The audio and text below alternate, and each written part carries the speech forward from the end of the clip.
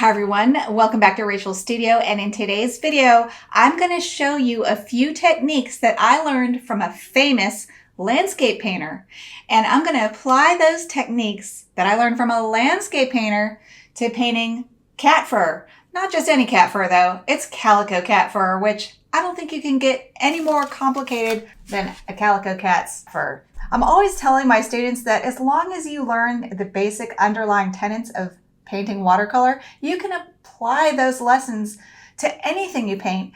And this is definitely the case with a technique that I'm going to show you today that I learned from a landscape painter, but I used it to paint really complicated fur patterns in this tortoiseshell cat painting that's a commission.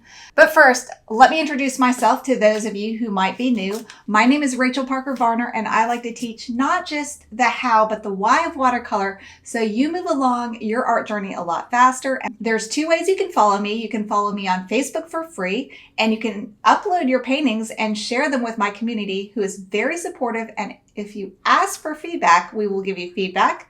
Or you can ask watercolor related questions. You can also join me on Patreon, where you can learn about all my watercolor shenanigans. There's a lot of them. You'll get an email every time I have a new tutorial or a new painting, so you can just stay in closer touch with me. And if you want to get access to my paid content, my paid tutorials, you can do that on Patreon too. I'll talk more about that at the end of this video. All right, let's take a look at this session where I'm working on this painting and also talking to the camera. So here we go. This is from a few days ago. Roll 'em. I always wanted to say that. Roll 'em. Makes me sound so professional. I'm not. And I just thought I'd take you along with me while I paint. And I'm turning on this camera, which is looking down over my painting, which I can show you some of what I'm doing, because I know all this is fascinating, but you're probably more interested in what I'm doing down here. So, let's start some footage here. All right, so this is a commission, and one of the most amazing things that is happening in this painting, there's a couple things that I love, and that is this wash that I got here is like rainbow colors. It's all colors, but you can see the individual colors at the same time, and it's just gorgeous. All right, let's see how I created this effect. And this will be about 3 or 4 minutes demonstration. So what you see me doing first is getting this little area wet where I want my little rainbow wash. And little did I know how beautiful this would come out. But I was just playing, and I've been playing with this technique a lot. In fact, I do have another tutorial about this, and I'll link that in the comments. This is Daniel Smith Permanent Green Light. This is about milk consistency dropped into water so that it becomes tea consistency. This is kind of a granulating paint. So it granulates out with other colors that you drop into it. And then I'm getting a little bit of purple, some blue and red mixed together. And you would think that would make mud, but it doesn't. As long as you're working with a wash that stays wet, it really stays pretty. All right, I'm going to get a little bit thicker Daniel Smith Permanent Green Light now to help it intermingle with those cobalt blues and M-gram naphtha red. I used cobalt blue and M-gram naphtha red, and then I dropped in some Daniel Smith transparent pyrrole orange, which also mixes with these granulating paints so beautifully. This is my Winsor & Newton cobalt blue. These two paints granulate out from each other so beautifully. And then I tilt the colors to help them mix together. That really helps a lot. Okay, now this is completely dry, and I decided it was a little washed out looking. So I'm going to do another whole layer of this same technique on top of this wash that already is really pretty, but I want it a little bit darker. So I'm putting in more cobalt blue, and there goes some ultramarine blue that also granulates out beautifully. It's Winsor & Newton ultramarine blue, and then I'm getting M-gram naphtha red, a red unlike any other I've ever been able to find, and it explodes out into this wash It has a high diffusion rate, meaning it diffuses out and mixes itself with all these granulating paints, as does the pyrrole orange that I also put in there just now. And then I suck up the extra and I tilt it. And when I tilt it, you can almost see the watercolor paints start to mix each other even more and go into glow mode. It's like this rainbow glow mode. And look how you can see the red, you can see the blue, you can see the green, you can see the orange, but they're all mixed together all at the same time, and they granulate out from each other in this delicate, beautiful effect. So I do encourage you to try this technique. It is really gorgeous. All right, let's get to the next technique that I want to show you, which is this landscape effect that I made this whole video about. Here we go. And then I love how this cat's fur came out. And I actually got the idea for this technique from a landscape painter. Let me show you her book. I think I have it right here. Oh yes, here it is. Here you go, little wonderful plant. Where can I put you? There you go. Love you. And we lost this artist, Nita Engle, actually in the last year or two. I'm not sure, but she's so amazing. And she has all these. Oh, I turned right to it. It's like it was meant to be. Okay, so here is the page. Actually, it's so crazy. It's like it was meant to be for me to show you guys this. How funny. So I'll put it on my overhead camera so you guys can see. And I've actually done this before and it looks so ugly and scary, but it comes out so beautifully. So what she does is that she sprays the surface with watercolor paint, and then she lets it all kind of run together. And she does this and she does that, and it's obviously there's a lot to it and a lot of finishing techniques, but the underlying principle is getting splats of water here and there or splats of paint and then letting them kind of connect together. And so that's kind of what I did for this coat. I took a spray bottle that kind of has a splat misting type of spray. It splat sprays more than mist sprays. So I had splats of wet paper and splats of dry paper all mixed in together. And then I dropped paint into that. All right, here I am using a spray bottle that kind of makes a splat spray, and just a couple spritzes is all it takes. And then look what happens when you drop the paint in, especially if you use a highly diffusing paint like this is, which is transparent pyrrole orange. And then where my paper was still dry, of course it wasn't really fuzzing out, so I had to spray that, but just a couple sprays. You don't want too much.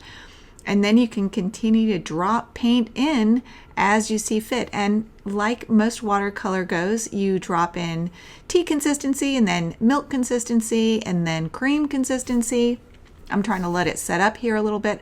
I could tilt this and suck up any puddles. That would help too. And then I'm just dropping in some straight lamp black. Now, this actually would have been more interesting if I would have made a black with ultramarine blue and red, but I didn't think about that. So that's something to try in the next painting. But the black worked really great. This is Daniel Smith Lamp Black, which is an absolutely beautiful, luscious black. It doesn't have a huge drying shift like most blacks do. And then you're going to see me blot some water up with a thirsty brush. So I clean out my brush, squeeze it out, suck up some paint, and then drop in some water to create some more interesting value patterns, and then drop in even more thick lamp black. And I'm just kind of painting intuitively and seeing how my paint reacts.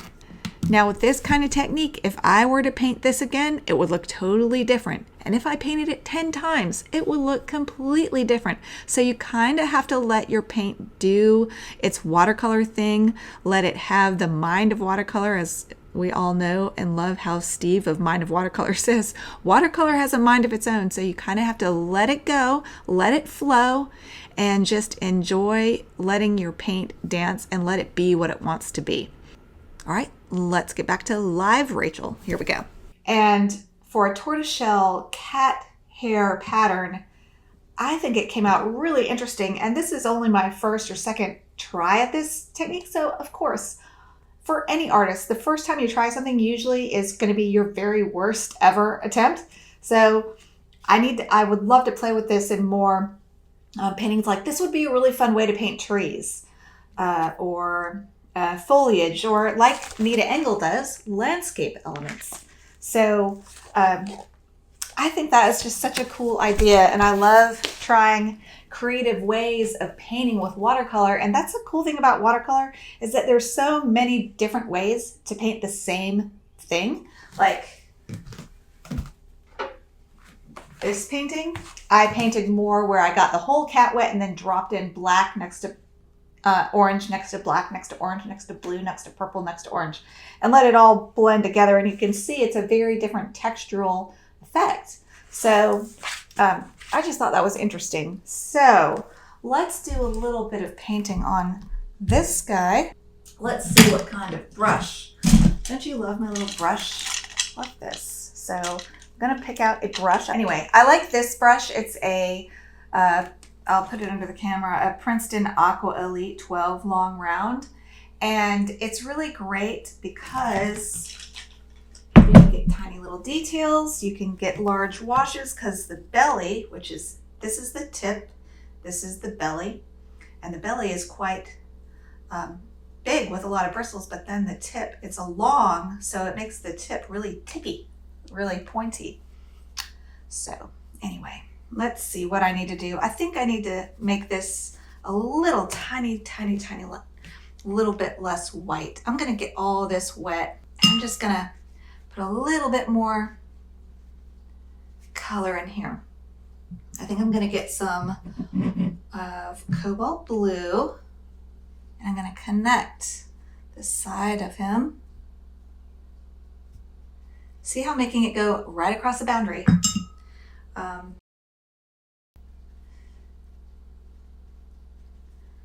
I'm gonna pretend like there's a shadow here.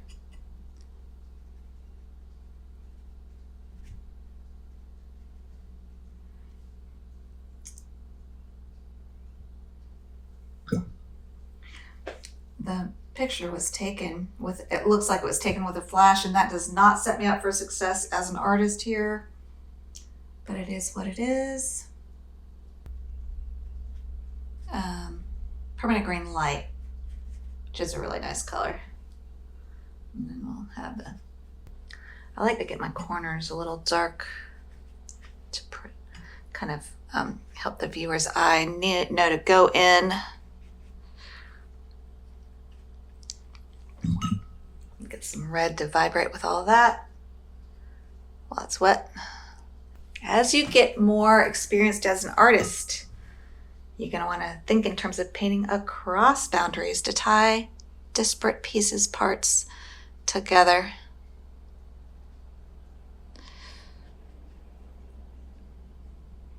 And where you have some blue, you can float in some red and encourage it to kind of dance. Actually, let's get some orange.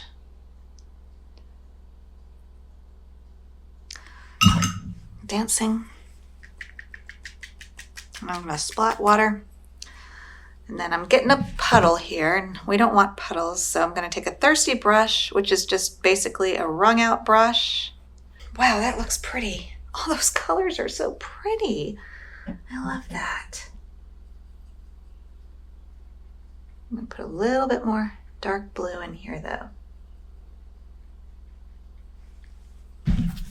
And then you can tilt your board and let the colors run and play together even more. And what fun is that?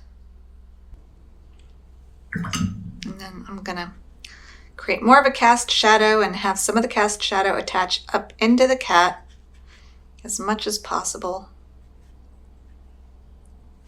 Then I'm gonna get some really thick cream consistency. Blue mixed with orange to get almost a gray for just a few touches of a cast shadow under the very base of him. And that attaches him in to the painting.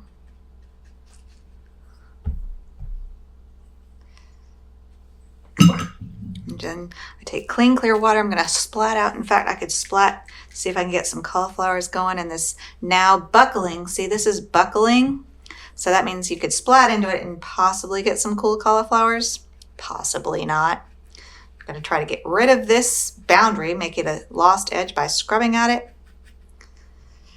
That attaches the kitty into the painting.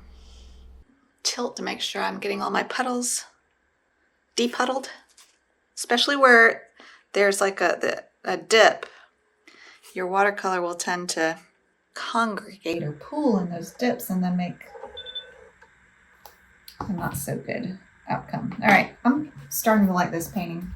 So I'm gonna let that dry and then we'll see what else it needs. All right, thank you so much for joining me for this tutorial. If you would like to join my Patreon for my paid content, you can go to patreon.com/RachelStudio. You can choose which level you would like to join. I do recommend my $13 tier. I mean, it would cost hundreds of dollars to access all the information that will become instantly available to you through my library of almost 200 tutorials for just $13 a month. It's so easy to cancel. So you can cancel anytime, but you can join for $13 a month. However, if you join for a year, you do get 2 months free and you get other benefits. So be sure to look into that because joining for a year is really the best value. And just for $130, you get access to a whole 5 years worth of my work.